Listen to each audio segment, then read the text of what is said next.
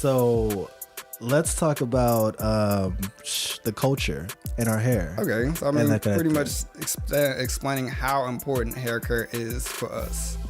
Not only as single dads, but just as like African Americans, minorities, mix, all that. Like hair is very important. It's a big thing. Like it's our expression of ourselves. That's how, you know. Yeah, so, I mean, everything, judging right now. So Zach, what do you have on top of your head so right the now? type, what I have on my head, this is an awkward question. Explain this hairstyle. So my hairstyle. People don't know right now. I mean, it's just a typical, like, you know, I guess a bald fade on the side and the back, and then I keep the top, and so like it's kind of like a box cut. It's not your typical thing, but the thing about it is I have curly hair, so that kind of gives a little more oomph to it. So just a heads up for everybody who just listened to this, who just started listening to this episode.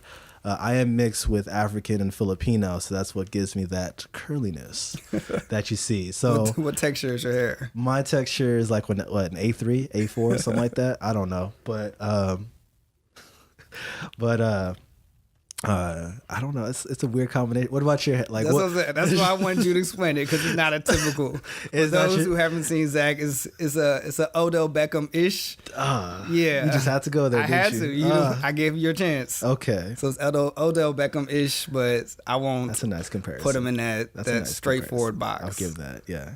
But I'm just saying that the style. What is it called? It's like a box cut. I mean, well. I just told my barber, like, you know, bald fade, front and back. And it just doesn't touch your top, Yeah. What about you? How's your... I mean, I have a pretty straightforward taper on the sides, taper on the back, even all around. Yeah. Keep my waves low. Okay. Keep it simple. So for hair, you know, as you can see, like we all have our own different styles, you know. But the thing that we always face all the time is like...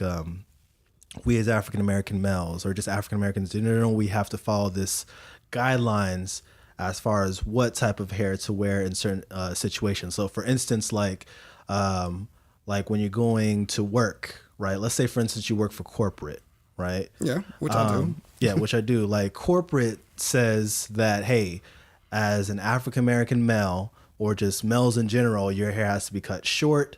And you have to have a taper fade, you know, same way as like Justin does. The beard might be a big ordeal, or it might be a problematic thing. It has to be like well trimmed. Basically, the whole idea for like a corporate style has to be a very well cut, clean cut kind of a look. And in certain occasions, it's like, no, we want to express ourselves more. We want to bring in the dreadlocks. We want to bring in like braids. We want to bring in, you know, like the beard and all that jazz. So I will say, I mean, corporate lifestyle and corporate hairstyle rules have become a lot more progressive. So with all my different internships and my different jobs, I've never had an issue with my hair. I've had it in a fro. I've kept it real low before. I've seen people with parts. I've seen people with dreads. It's become to a point where it's more acceptable to be able to express yourself with your hair. But there are certain circumstances where you do have certain companies and certain entities that try to use hair care as like restrictive agents, essentially. To be able to keep people out of jobs. It's an easy way to maneuver to get someone out of a job. Essentially, I don't like your hair. Your hair is not appropriate. You need to make a change, or you got to go. So I will say I haven't experienced any of that, so I am blessed on that. But there are definitely some incidents out there where, whether it's through education, through the school system, or through corporate lifestyle, that they're really sticking to these restrictions of trying to figure out this is what we accept and nothing else is going to work, which doesn't really work for our culture. Like, our hair grows differently. Like you have curls on your hair type thing. When it gets cold, I like to grow out my hair. And it stays in the fro. And sometimes it can be nappy. Sometimes I can pick it out. Yeah. My beard going, it's a lot on my face. I don't always have to be clean shaven. Yeah. I should be able to express myself as long as it looks overall appealing. Yeah.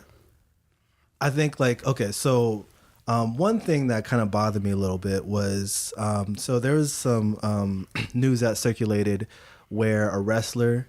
the story that broke out in New Jersey. Yeah. Young man was at his wrestling match, and there's a notorious racist referee who should have been called out a long time ago, but he was allowed to officiate this match, and he pretty much gave the boy an ultimatum that you got to cut down your dreads, because I think it was like hanging off. Essentially, it was too much of a extension of him, mm-hmm. or you got to forfeit the match.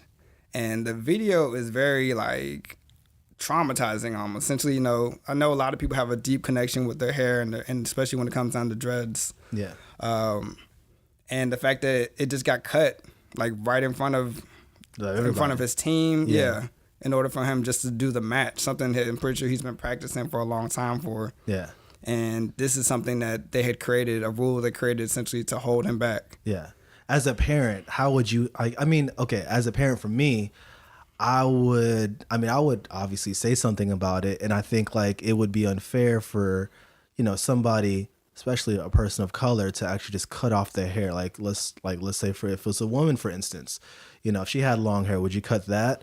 Yeah. Or, that particular situation was very, very unfortunate due to the fact that there wasn't enough support in the rooms. I mean, there was a question like, where is his family at? Like, why is his coach not sticking up for him? Why is his teammates? But I mean, when you really look around the room, you can understand why there was no support in there.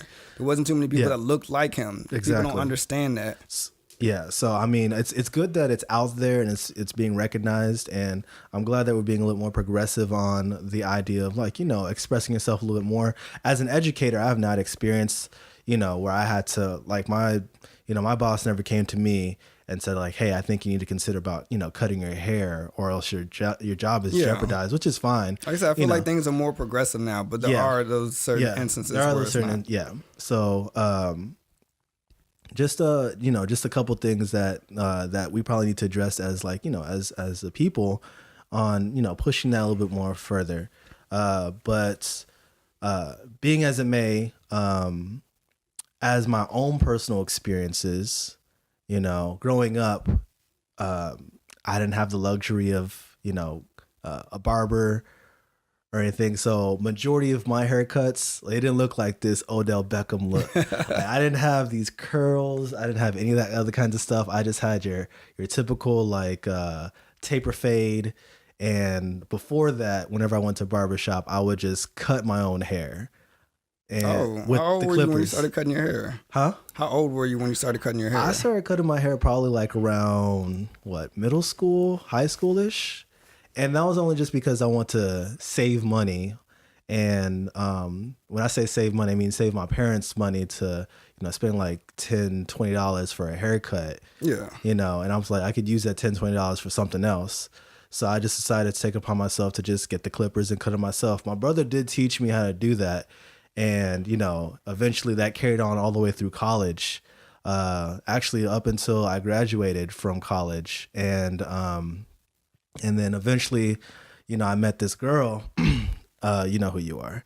I met Amelia's mom, and she kind of showed me really showed me some things about hair, and I'm thankful for that, but it was kind of devastating, earlier in the days, man, I wish I would have known more about hair, and being in high school. That's the hardest. That's the hardest experience. And, you see all these guys professionally cut, and I mean, learning more about your hair and about haircuts and the barbershop rules, and then maybe even just salon for the women's side. Mm-hmm. That is a coming of age type thing. So I'm similar with you. Essentially, my parents didn't necessarily care about haircuts. Both my parents being military, we just always go to the base, and at the base you get a number 1 or you get a number 2. It's pretty much going all off or can you explain what number 1 and number 2 is? I mean, it's pretty much going to be all off, or you get a little alteration. Pretty much, it's not too many different specifications. They have one clipper and they're cutting it off. They're doing buzz cuts. So they'll line you up to the best of their ability. They'll put that little guard on the clippers. Yeah, you definitely got a guard on there. Okay. They're not trying to shape up your fro. They're cutting it all off. Dang. Yeah. So I mean, anyone who's been on the base, they know they got the clippers with the vacuum on it. So they're just sucking all the hair off to make sure they get it. They're just being quick and efficient, and you're always getting a new barber every single time. So lineups ain't really a priority. So yeah, middle school was pretty rough. But I mean, Yeah. ultimately getting into high school, like I said, is a coming of age type thing. Yeah. You only can go so far before people are going to start getting at you for your hair. Mm-hmm. So you can either stand tall on it or you can, I mean, take some stuff from it. So ultimately, that's when I started to discover, okay, barbershops. It's like a whole area of like people who specify or who specialize in cutting your hair and staying up with the latest trends and making sure you look decent. Mm-hmm. Because I don't feel like I was looking decent at that point. But I mean, that's you have to go through that. I was confident all the way up to college. I was just like, You don't have to see these pictures. While you cutting your hair in middle school. You can find it on MySpace when I was chunking up the dudes with them weird sunglasses and that blue collared shirt. Like, I don't know what I was thinking. I thought that was cool. I mean, people who know me, they know that picture. And I thought that was cool. But looking back on it, I'm like, oh, what the hell was I thinking? I mean, like I said, it's a learning experience. It's a learning experience. It's coming of age, so please don't judge me, okay? You got to go through it. I did go through it. So, yeah. But same as you, like, eventually I did find a barber, and, got my hair cut. And that was a whole different, because my homeboy, like my friends in college, not on college, actually no, college and high school, they would be cutting, and especially in high school, they'll be cutting each other's hair and they'll get like practice because their parent, like, their dad or their mom was like hairstylists or barbers. Yeah, it's a quick little skill set, a quick little hustle. I know people used to cut people's hair for like $10. That's cool. You'd be like, versus 20 or 25 at the barbershop. Yeah, let's cut my hair real quick. You'd be like, there's this one boy, his name is Ricky, and everybody's like, you should go to Ricky. And matter of fact, like, he's actually a professional barber now. Yeah. But back in the day, it's just like everybody be like, you should hit up Ricky. Ricky will hook you up for like $5, and and I'm like, all right, cool. Versus paying like $20 at a professional. And I was like, all right, cool. And of course, you'd be like, all right, let me see let me see what you got. And so he's like, oh, I did his. And of course you had like your typical like South Side or like the ducktail. Yeah, I never got into all that. You can miss me with that. They would like, and that was the style back in the day, like the South Side, the ducktail, and like a shag and all that. A shag, and I'm like, so, and South of France was the most another I one. get was like a part. That's about it. But I eventually just moved on from there and just, found my own barber, and that's the way to go. I've been one barber for 12 years now. See, I've been switching barbers back and forth. So it's for life. This is a commitment right here. Nah, it's just because, okay, my original barber moved. Oh, you should have left. I should have left to Minnesota. You follow your barber. It's like, all right, guys, I'm packing out. Why? Because I'm going to Minnesota. For my what? Barber knows my hair. My barber knows my hair. Knows my cuts. But people are committed though. Like even women, like they are very committed to their stylists. And so, am I not wrong?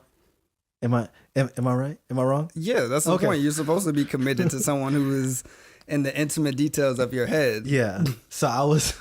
So you failed. You went out and cheated on your barber. No, pretty much. I didn't feel it. He left me. How is that cheating? That ain't Gotta cheating. follow. No. Where's the commitment? No. See, I'm committed to a certain extent. Like when you start leaving me, like and I'm young too, so it's like, like mom, dad, I'm out. You got school tomorrow? No, I got. My barber left. My barber left. I gotta go. This is more important. But eventually, I did move on, and I found another barber. It took me some time, but during that time period, whenever I was trying to find a barber, I was still cutting my own hair, and so eventually, I landed with this one guy. His name is Brandon. Brandon Bespoke. You should definitely check him out. He's in Dallas. Okay. Shout out. He is my barber. Okay, so I'm just gonna promote him because he does my hair well. Right. And so, funny story between me and my barber, because we were real cool like that. We met at an art show, and I didn't ask him anything about barber because he had his like apron on, and at the show, an art show. Yeah. Oh, he was supporting a black artist. Okay. And so. Anyway, so I just hit him up. I was like, "Hey, you a barber?" Or, like, yeah. Nah, I just got this apron on. I just got this apron on, and I was just talking about the art, and then eventually I was like, "Hey, I'm looking for a barber. I was wondering if I can like try you out and barber tryouts. That's wild. I was just like, look, I'm desperate. Is wild. I'm desperate right now. I need a barber. Do you not understand? Like, I need a barber. So he's like, yeah, I got you, and so he knew.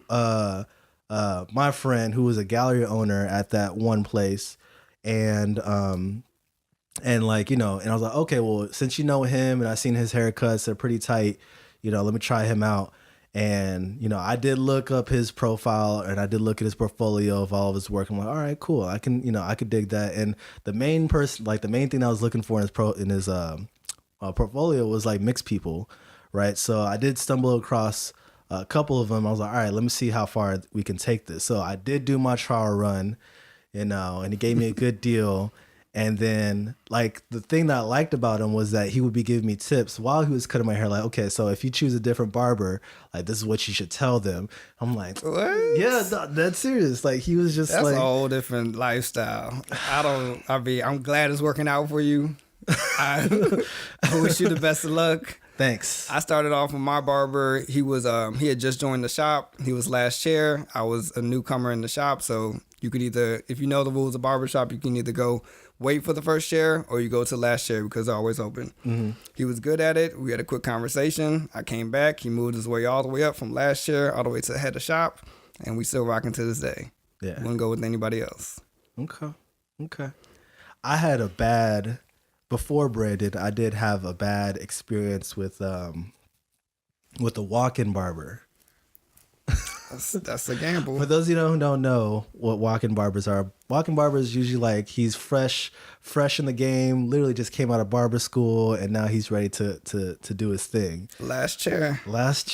There you go. In other words, it's last chair. So so I decided to just show up at this one barber. You know, like I said, I was desperate. I was trying to find a barber. Yeah. You know, so I got the walk-in barber, and I was referenced to that barber shop by one of my friends at work. And he was like, yeah, just walk in and, you know, oh boy, got you. I'm like, all right. And so you got to be more specific with that. More specific.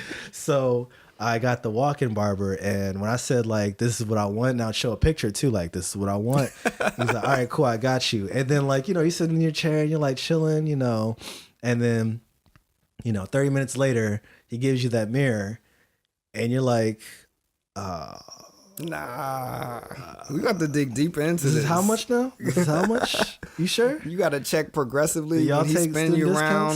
discounts? You got to have a mirror that you can see. All right, bro, you pushing it right now. So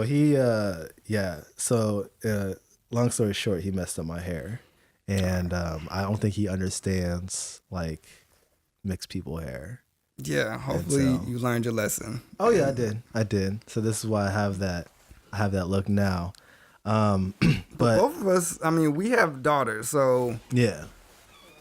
Barbershop is a little bit different. I mean, I don't know about you. I've brought my daughter to the barbershop with me just because, I mean, she's with me. Like I still got to get a haircut. I got things to do, and she's 10, so she's old enough to kind of sit on her own type thing. But I mean, there are some pros and cons of bringing your child to the barbershop. So we kind of went over some barbershop rules, but more I think about it, I'm pushing more away from bringing her to the barbershop because she's picking up on a lot of things. If you've ever been to a barbershop, there's a lot of trash talking. There's usually some music going on, rap music. Yep.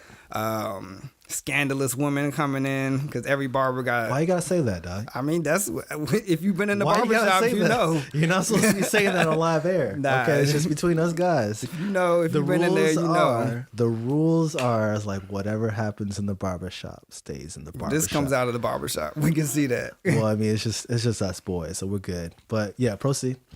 But yeah, so I mean, what about you? I mean, I don't know if you've brought her to the barbershop yet, if that's something that you would completely avoid. I mean, like at this age, she's only like what 2, so she's not gonna be able to recollect what's going on. But after a certain point, no, I don't think I would bring her to the barbershop for right now.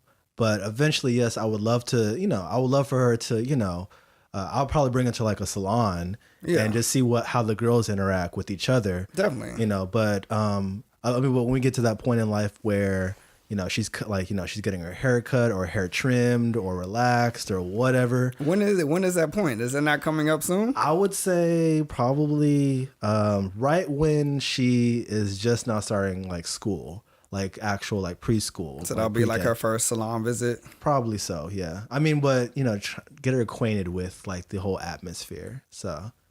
Yeah, I mean, So that's, I mean, how would you do that? Are you stopping by the salon just to be like, hey, look at this, this is a whole just new a random world. salon that's like, hey, I saw y'all on Yelp, and I heard y'all were no, not on Yelp. I saw y'all on Google, and you were the first one to pop up. So Yeah.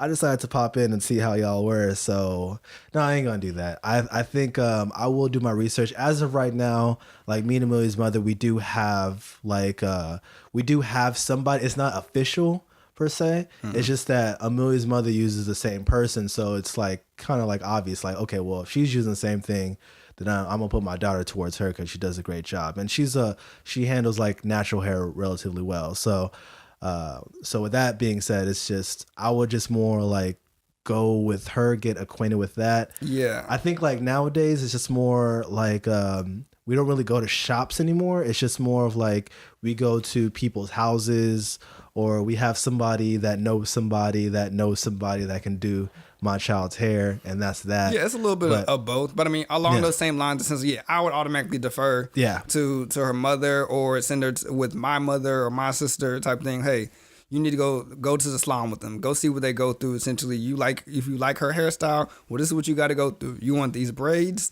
All right, that's 8 hours of sitting still. You need to go ahead and experience that. Yeah. Is your child's head tender-headed or not?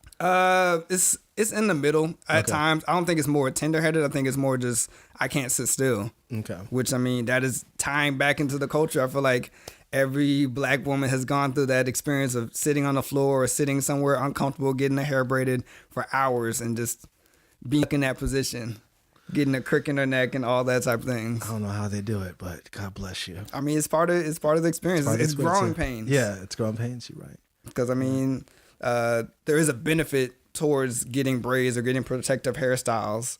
And it's kind of something that you have to go through. If you want that type of hairstyle, it's going to take the time to sit through it and go through the pain in order to get it. Yeah. So, speaking of hairstyles, which one would you prefer? For what, like natural? So would you prefer natural or relaxed? I have grown accustomed to natural. So I mentioned my mother and my sister. They both transitioned to natural. I do have a lot of women friends who are natural, and it's like, all right, due to the nature of the times, it's become more acceptable, and there's a lot more knowledge and resources out there for me to be able to take it upon myself. Like, all right, this is what I need to do in order to keep my daughter's hair healthy and natural. Yeah. I think if we take it back to like previous generations, like the norm was, okay, let me go get my hair pressed, or let me get put some heat on it, or get it natural. Oh, sorry, not natural. Or maybe get it permed or something like that. Like that was kind of the times. But now it is more acceptable to have your children grow up with their natural hair out. Yeah. I would say, you know what, to be honest with you, is like I'm cool with whatever hairstyle. And that sounds like a cop-out answer. Definitely a cop-out. Whatever. But I would say... You're cool with whatever... Oh, no, I'll let you finish. No, I'm cool with whatever hairstyle that you like. I mean, I would say I prefer natural because...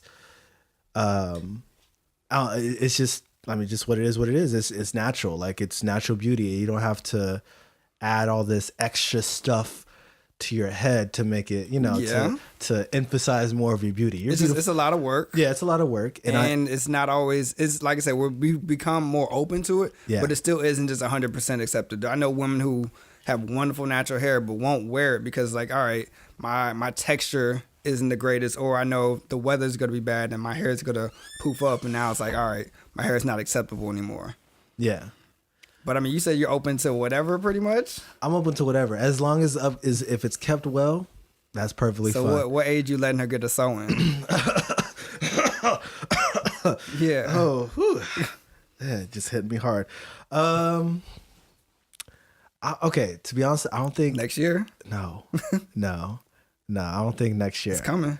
I think whatever the mother says. Another cop out. Look. To be honest with you, I'm not like, I think in this type of situation, the women would probably know better when it comes to like, should we put a sew in or not? You know, she's obviously not ready for a wig yet, but she might be padded. I mean, but okay. Cause But for sure, we are not doing lace fronts. No, you can't back down on that. You said you're open to anything. So if she wants to do a lace front, let her do the lace front.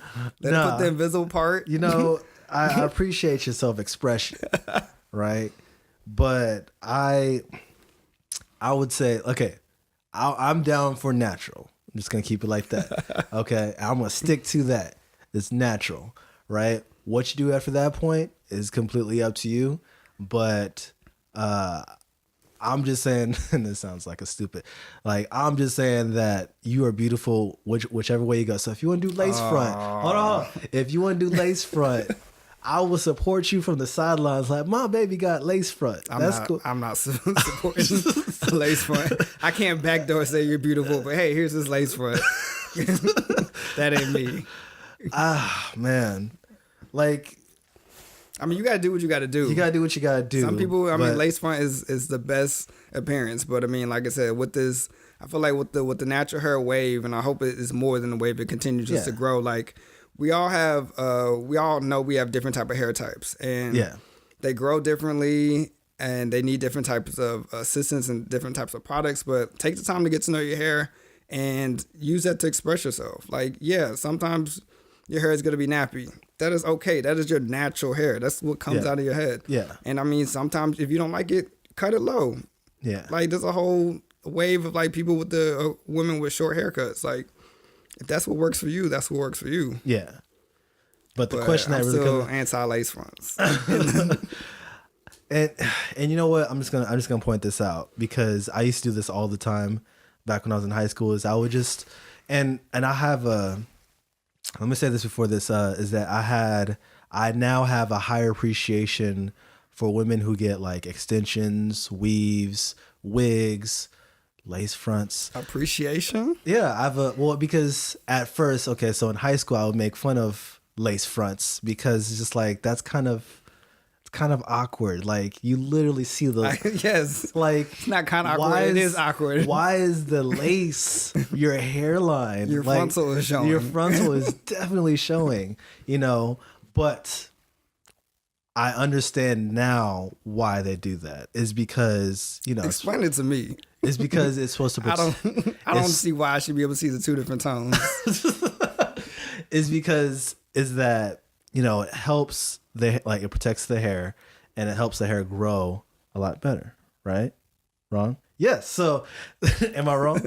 No, I'm not wrong. No, I mean, it is a protective hairstyle underneath. I mean, I understand that part. I understand that part. But back then, all I was really focused on was just the appearance of it all. And so I would just be Which is very big. Yeah. It's just like, it's like a sore thumb sticking out of nowhere. It's just, so it's like, Alicia, what's up with you and that lace front, girl? Yeah. But there's no Alicia, by the way.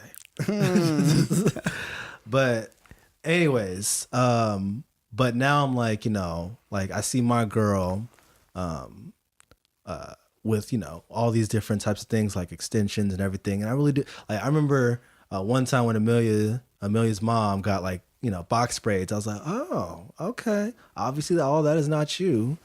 but I really do like it a lot now, So with that being Amelia's mother, if Amelia wanted to follow suit with box braids, yeah, I'll be cool with that. Okay. Yeah, it's just anti-lace front. I'm just gonna state that right now. But if you want to do it, cool. I'm just gonna look away and pretend that everything is not there. I mean, another part of it, speaking just from the father perspective, is actually realizing how much real estate we do have over our daughter's hair. Sometimes we're in a situation where, you do have influence on that. So, you can be anti-lace front. And I mean, Amelia might never get a lace front. But as a single parent, the mother has more real estate over what they're going to do with their daughter's hair. Yeah. And who knows? Lace front might be a style 10, 20 years, 30 years now from down the road. No?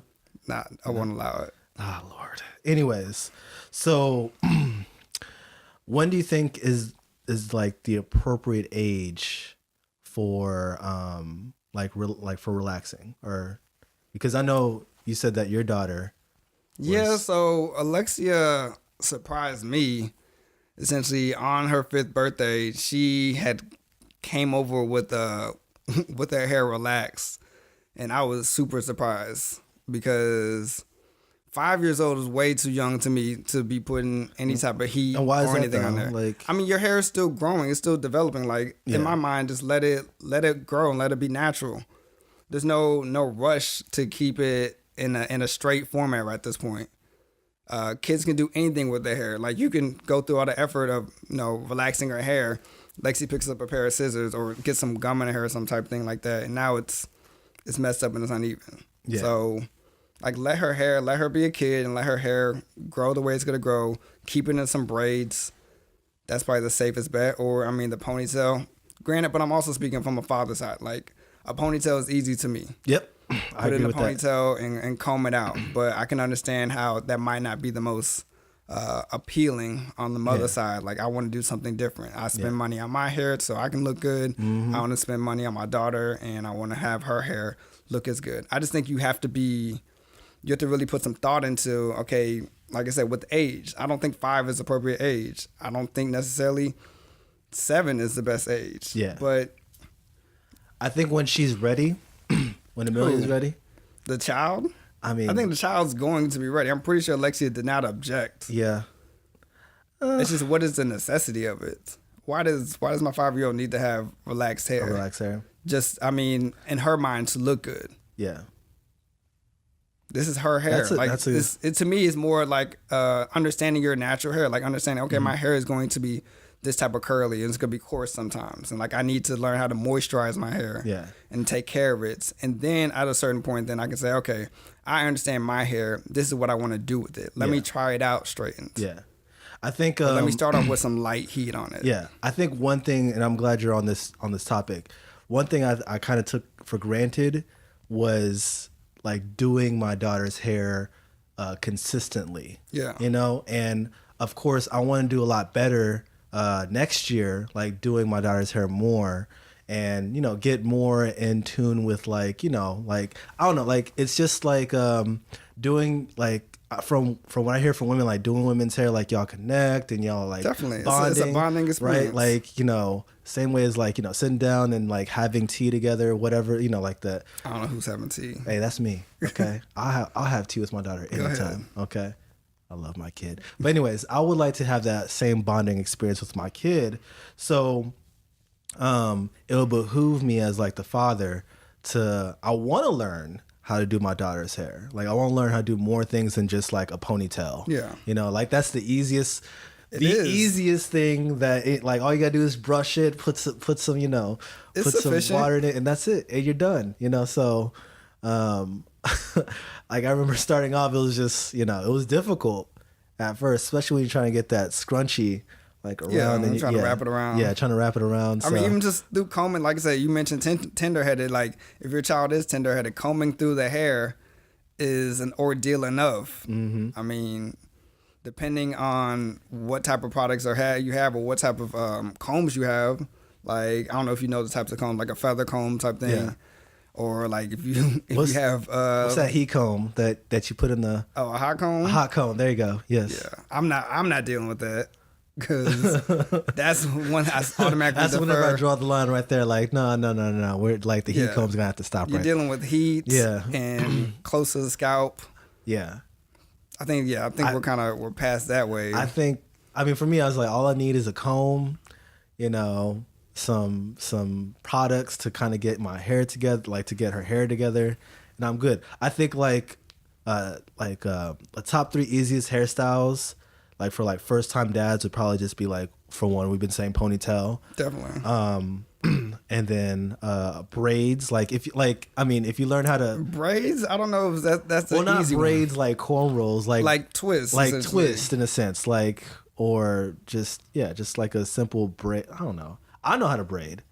So are you braiding to the scalp? No, not yet. I'm learning. And then most people who know how to braid won't say that's braiding. And lastly, the easiest one is just leaving it as an afro. So all you gotta do is just brush that thing out. I would just literally throw in like a hair crown or whatever, like the what? You know what I'm talking about. Oh my gosh, I'll just probably put like a band around her head and make it look like she's athletic or something.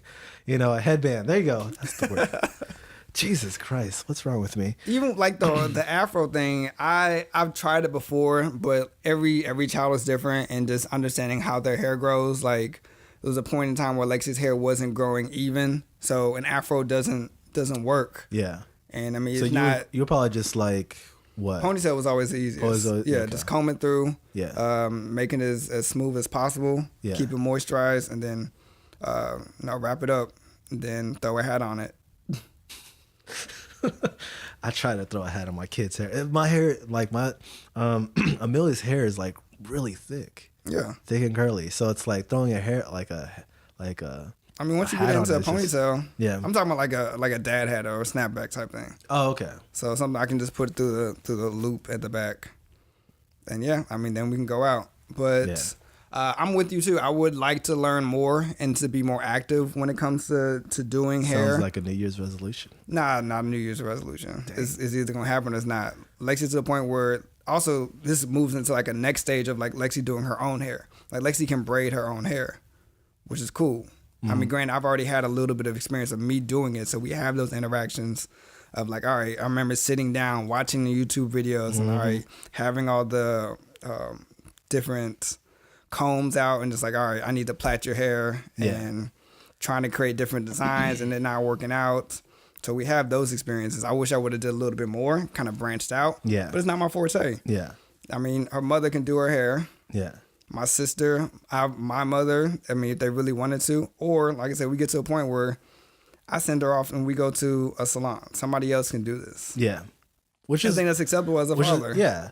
But I'm just saying, like, there's nothing wrong with going to a salon, but I would like to have it work. I mean, even if we go to a salon, I'm going to be like watching that hairstylist like a hawk and like, just like, okay, how'd she do this and how'd she do that? What products is she using? Okay, cool. You know, and then just bring it back to the house. Like, all right, I'm going to try this on her hair. You're going to try to replicate? I'm going to try and replicate. I mean, it's just like, you know, I just learned by observation and actually doing it myself. So I just want to, you know, see what she's using. Of course, maybe I can't buy that $30 bottle of like hair moisturizer or whatever. But you have to. Yeah, that's what you're trying to get into. But I would say, we're like, gonna check back in this later this year. You're gonna spend a lot of money on hair care products. Oh dear God. I mean, with that being said, I think like for Stay Dedicated, I would like to, I would definitely like to get back to this where we can actually, you know, have people on set talk a little bit more in depth with like hair care products and everything like that. And, you know, and kind of like, cause I'm all about, you know, from my learning experience, you know, I did watch YouTube videos the same way as you did. And I think we can carry that more for fathers since we're kind of geared more towards that. But that's just a whole nother thing that we'll probably get into. I mean, outside of YouTube, I don't really know too many other methods. I believe my sister tried to show me like once or twice, I think. But I mean, I applaud you for wanting to stand with the beautician and try to figure that out.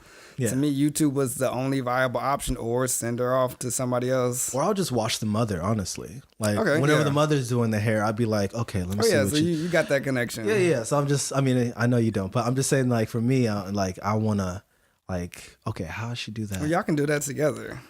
I mean, yeah, I mean, but you take one side, she take the other. Yeah, that's true. But then, you know, the head's gonna be, you know, she's gonna move in her head like, like, you know. So I'm just gonna let her do her, and I've been doing that since she came out the womb. So I was just like, I'd watch her do the hair, and then I'll do it myself. So, yeah. Oh, I mean, yeah, that's definitely good. But yeah, definitely, don't sleep on YouTube. It's there's so many different videos and so many different hairstyles out there for you to learn. Yeah. Really speaking from the single parent side of it, where I know fathers and I've had situations with mine where it's like, you see your child's hair is like the braids are coming undone, or like the previous hairstyle during your time is coming apart, and you got to be able to fix something up. Yeah. And it comes real clutch, especially if you're busy like I am. It's like, all right, I got stuff to do. Yeah. Like I'm on a schedule. I got to be able to have something that's quick. So let me learn how to do some twists real quick, get my rubber bands on. If your child's still into barrettes or beads, put those on there real quick to just have the little flavor. But yeah, YouTube taught me a lot of that. Yeah. And like one thing I really do want to get to is like, you know, like the in thing right now, like whenever you have like they have like these little golden like these golden clamps or these golden things where I don't know, like Oh, like hair accessories, pretty much. like hair accessories, like there you go. fashion. Yeah, and you can just add that. Like that's a nice little addition that I would like to add in there. Like right when I get to like actually braiding the hair to the scalp and doing all that and making box braids and all that jazz, that'll be kind of nice. Oh, you Little gonna be father of the year. I mean, I just like learning. Honestly, that's why we made this podcast in the first place, because I like learning and I want to share it with other people. But definitely something that I would like to do for this podcast whenever we go to YouTube and we actually start making videos. Oh, sorry, spoiler alert. But but so a couple things that I would say, like whenever I'm doing my daughter's hair, of course, when I wash her hair, I usually use like Cantu, the soap and the conditioner. Mm-hmm. So man, let me tell you, like whenever I was younger, do you remember Pert by any chance? It's like it came in a green bottle. Nobody knows that. I don't know. Anyways, you and your curly hair, that might have been just you. Anyways, so I used to use this shampoo / conditioner bottle. I had shampoo and conditioner together in one bottle, and I'll put that on my hair, and I'll wash my hair every day, like back in the day. And drying out your hair. So I was drying out my hair. I would just use that with faith, like without question, and just throw it on my head, like in the shower, and just wash my hair out. I'm like, all right, good, I'm good.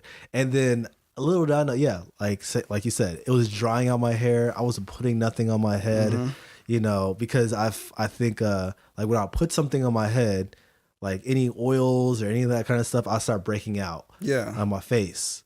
So I would, now years later, I'm like, I am so glad I don't use that anymore. Yeah, I mean, it comes with the knowledge, like this understanding. Okay, that product probably wasn't best for your mixed hair. Yeah. So and it's really just probably taking away all your nutrients. Yeah, it's going to be a journey. Now, the products that I'm about to list off right now probably won't be best for your hair, right? Because this is more suited for like a person of color, specifically for somebody who's mixed. But it's going to be a journey. It's going to be it's going to be one long journey of you trying to find the right product for the right hair. So I mean, so Cantu, one go-to for me is like coconut oil. That is like my go-to everything. Coconut oil is expensive. No, not really. Is it? It's not that expensive. Like you can get like one little jar for like what, $5 or somewhere around that, $5 to $10. Not a big deal. I don't know, but I mean, I put coconut oil in my hair, my skin, like sometimes to like, for other things, like when I have flare-ups, so coconut oil goes a long way on everything. So before then it was carrot oil, but then we moved on to coconut oil. So, and it's very nice. Are you finding all this in the urban section? I mean, coconut oil, you can get that from the cooking section. Yeah, so nice stuff. And then I use Miss Jessie's, right? Sorry, I said that because somebody corrected me, which I have no problem with. But before we start recording, I mean, know your products if you're gonna be out here advertising. Yeah, you're right. Thank you, Miss Jessie's, for that. And then occasionally from time to time, I'd use curls, and all of these are from African American companies, so support your people, please. And then lastly, I use do your research. In some cases, double check. Never mind, I stand corrected. And then lastly, I get this one moisture lock from my barber. It's called It's Natural Shea Moisture Lock. Really good stuff. Really pops out my curls and my daughter's curls, but mostly mine. And I mean that's barbershop might be. Is your barbershop a barbershop / salon? No, my barbershop is more of like it's literally like it's just my barber only, and I have to make an appointment. Is it his shop? It's like his shop within like a complex. Like it's comprised of other shops. Yeah, you got a suite pretty much. Yeah. So you got like a little suite. But that's what I I'm just comfortable with. And I like the fact that it's just me and him, like one-on-one. And anyways, besides the point. So those are some good stuff to really put in your hair. Like if you have any other suggestions on what hair products that you use on your child's hair, hey, drop us a line, let us know, and we'll be sure to fill you guys in on more of that. But like I said, do your research, understand what works for you. What works for you might not work for your child. Yeah. And test out different products. Yeah. There's a lot of trial and error. Yeah. So I think last thing that I want to mention was that after doing all this hard work of your daughter or son, whoever is sitting in that chair for X amount of hours, you know, occasionally you're gonna come across some people who just want to touch your hair. Oh. I'm not gonna mention who in particular. Why do I always got to be the bad guy? Because I love playing the good guy. We all know white people like to touch people's hair. Thank you, Justin, for filling us in on the gaps. I did not say it. Justin did. I mean, I can broaden out. People who just don't understand. People just don't understand yeah. the culture, the hard work and intensity, or just personal space. They just want to just jump in and be like, I want to touch your hair. Yeah, so I know that's one thing I've harped on with Alexia, like understand like your hair is like your crown type thing. Like no one should be that close in your personal space, and definitely don't let anyone put their hands through your hair. Like that is violation of your privacy. Yep. You need to understand. No, you already know the effort and the work it took you to get your hairstyle. So you know if you sat on the floor for 6 hours to get your braids, you don't need somebody touching your braids and messing them up for you. Yeah. Also, their hands are dirty. White people don't moisturize their hair, so they get lice. So, well, I mean, their hair is naturally oily. These are common facts. Yeah. But yeah. So I mean, just a note for all you listeners out there: if somebody happens to touch your hair, at least like say, hey, don't let it happen. Just don't let it happen. Okay. Like by all means. Now don't be rude if they ask you like, hey man, I touch your hair. No. You could either answer with what, Justin? No. Or you can answer with maybe, no. but at least you could look at my hair, you see it now, get on my face, but it's just this is not an exhibit. Like I'm not here for your viewing pleasure. Yeah.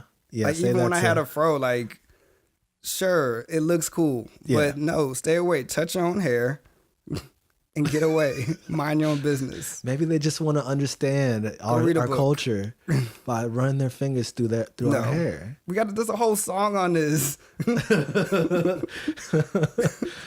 I think, if you haven't done so already, check out, Chris Rock's documentary on good hair.